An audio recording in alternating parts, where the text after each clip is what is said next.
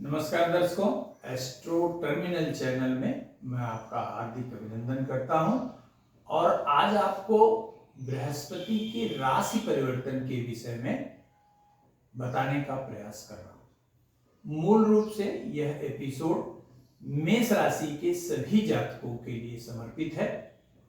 लंबे समय से मेष राशि के जातक जो है वह नीच के बृहस्पति के गोचर के कारण थोड़ा समस्या से गुजरे हैं और उनके अंदर यह जिज्ञासा होना अत्यंत आवश्यक है कि लाजमी है कि अब राशि परिवर्तन का मेरे ऊपर क्या प्रभाव पड़ेगा। तो मेष राशि के बारे में जानने के पहले मैं थोड़ा सा बृहस्पति के बारे में आपको बता दूं कि मूल रूप से बृहस्पति 20 नवंबर 2021 को मकर राशि अर्थात अपनी नीच राशि का परित्याग करते हुए कुंभ राशि में प्रवेश करेगा और यहां पर 13 अप्रैल 2022 तक गोचर करेगा। लगभग 144-45 दिन की बृहस्पति की इस यात्रा का आपके ऊपर क्या प्रभाव पड़ने वाला है ये आप अवश्य जानें। और बृहस्पति को शुभता का देवता कहा जाता है। न केवल बृहस्पति आपके जन्मांग में या सभी के जन्मांग में, आप बल्कि ये कह लें कि काल पुरुष के जन्मांग में बृहस्पति जीवन के अत्यंत महत्वपूर्ण भागों का संचालन करता है।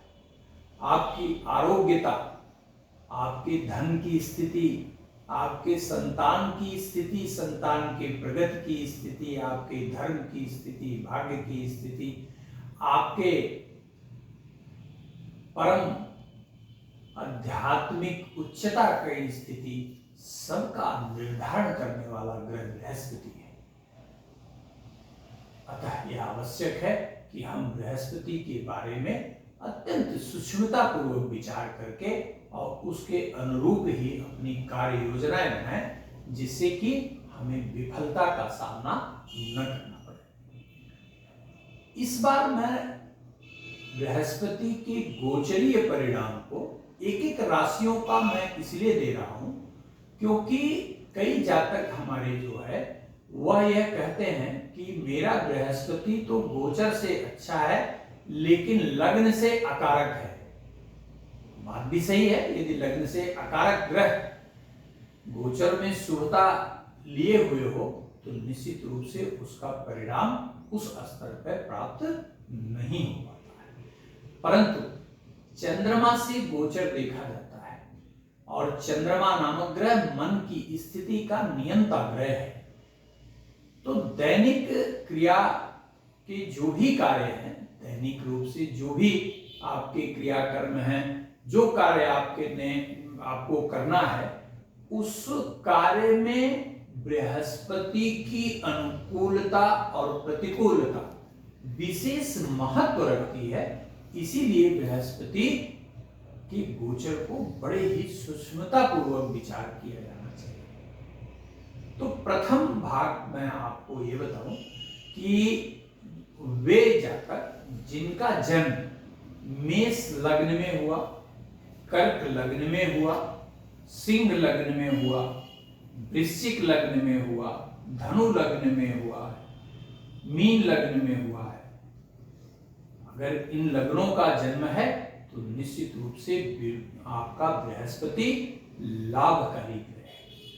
इन लग्नों में जन्म के बाद यदि जन्मकालिक आपकी मेष राशि है तो मेष राशि से एकादश भाव में गोचर करने वाला बृहस्पति आपको सर्वथा ही कल्याणकारी परिणाम प्रदान करने वाला कहा जाएगा। सबसे पहला असर ये जो आपको करेगा वो मानसिक रूप से ऊर्जा प्रदान करेगा, आत्मविश्वास को बढ़ाएगा। यह निश्चित रूप से आपके आत्मविश्वास को बढ़ाएगा। कुंभ राशि में गोचर कर रहा बृहस्पति यहां से सीधा मिथुन राशि पर दृष्टिपात करता है, सीधा मिथुन राशि पर दृष्टिपात और मिथुन राशि पर दृष्टिपात करने के कारण आपके अंदर जो विफलता का माहौल, जो विफलता का आपने एक तरह से मानसिक थकान जो है वो महसूस की थी, उसका अंत होगा। दूसरा, मेष राशि यदि आपकी है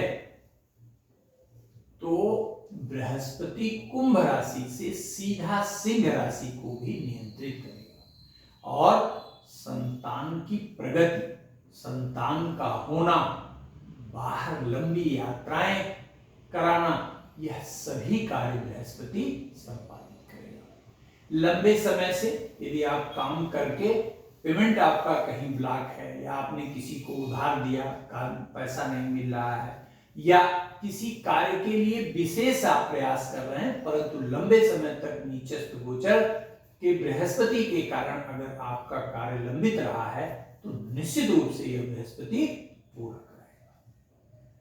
एक बात और यहां ध्यान रखिएगा कि बृहस्पति का कुंभस्थ गोचर यद्यपि शनि की राशि में होने के कारण बहुत मुदिता अवस्था में नहीं होता, अर्थात बहुत आनंदित नहीं होता, लेकिन चूंकि बृहस्पति और शनि एक दूसरे के शत्रु नहीं कहे जा सकते, तटस्थता का संबंध होता है, अतएव जन्मांक की योगकारी अवस्था के अनुरूप निश्चित रूप से बृहस्पति कल्याणकारी फल प्रदान करेगा। इनके अतिरिक्त क्या करेगा बृहस्पति? यहां पर कुंभ राशि में बैठा हुआ जो बृहस्पति है वो तुला राशि पे भी दृष्टिपात करेगा, अर्थात आपके भाग्य पक्ष को भी मजबूत करेगा। तो भाग्य से मिलने वाला जो सहयोग है वह निश्चित रूप से आपके प्रगति का मार्ग प्रशस्त करेगा, इसमें भी कोई संदेह नहीं कहा जाएगा। कुंभ का बृहस्पति उन जातकों के लिए विशेष रूप से कल्याणकारी कहा जाएगा जिनका बृहस्पति योगकारी है। वे बालक जो प्रतियोगी परीक्षाओं की तैयारी कर रहे हैं, अगर इस बीच में 20 नवंबर से 13 अप्रैल के भीतर कोई आपकी परीक्षा होनी है तो निश्चित रूप से पूरे मनोयोग से आप तैयारी करिए, सफलता आपकी प्रतीक्षा कर रही है। यदि आप विवाह के योग्य हैं तो विवाह के तय होने की गुंजाइश, विवाह के होने की भी संभावना कही जाएगी। यानी हम अगर सार में कहें तो निश्चित रूप से यह कह सकते हैं कि बृहस्पति की एकादश भाव का गोचर आपके लिए सर्वथा ही कल्याणकारी परिणाम प्रदान करने वाला होगा। अब एक विषय रह गया कि यदि किसी व्यक्ति का जन्म, यदि किसी जातक का, आप में से किसी भी दर्शक का जन्म यदि वृषभ लग्न में है, मिथुन लग्न में है, कन्या लग्न में है, तुला लग्न में है, मकर लग्न में है, कुंभ लग्न में है, तो निश्चित रूप से बृहस्पति आपके लिए या तो तटस्थ है और नहीं तो अकारक है। ऐसी स्थिति में योगकारी बृहस्पति के तुल्य तो परिणाम प्रदान नहीं कर सकता, लेकिन समकक्षता का परिणाम निश्चित रूप से प्रदान करेगा। और